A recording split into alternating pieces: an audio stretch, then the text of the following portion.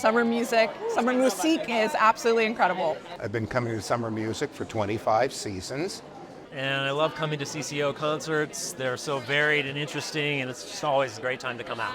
And you can enjoy something that you've never seen before. I love people coming together with different forms of music in the city. I love the orchestra, all the people involved, and I like this genre blending experience. I really like how you could see all of like the bows for the violin and the O's and stuff go up and down. I think it's really cool. When I can just hear the music and it just makes me really happy when I hear the music. Tonight was amazing. Yeah, we'd never seen the Canadian brass and it was amazing.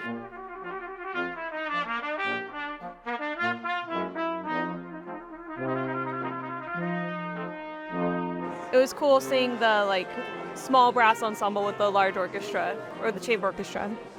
They're my friends. They are the best brass quintet for me, so I love it. I love it. I come to the concerts every year if I can get a subscription, and I love them because they're so enthusiastic. I love watching the conductor. He is just very enthusiastic. I love the different programs because they have so many different, and it introduces me to things I wouldn't get to see ordinarily.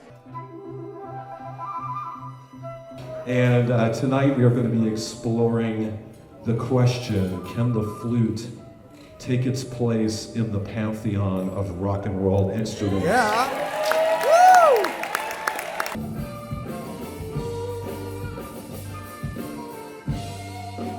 And who better in the CCO to demonstrate this than your very own Annie Darling Gordon?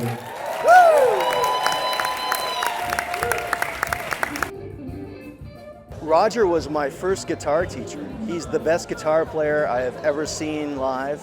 Him doing this stuff with a chamber orchestra is just the best. Nothing can beat the musical experience. Everything that Roger puts his hands to turns out great. He's just a wonderful musician, good person. My mind was boom. My mind was blown. Brings back the 70s. You know, I'd have to say just getting together, the music, you name it. Completely unexpected. I've never seen a clown like that before. It's all good.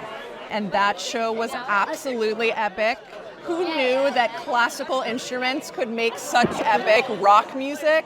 I would see this 10 more times if I could. I love that these shows can be very casual. We all came to the Redmore, we had dinner.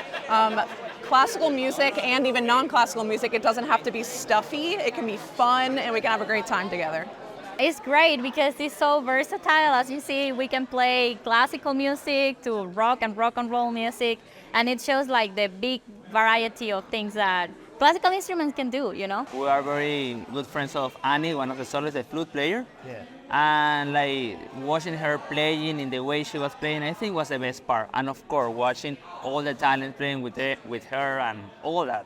As I said, I think it's just a variety. It's just a big variety. You never know what to expect. For example, we are rehearsing for this next cycle some Indian music.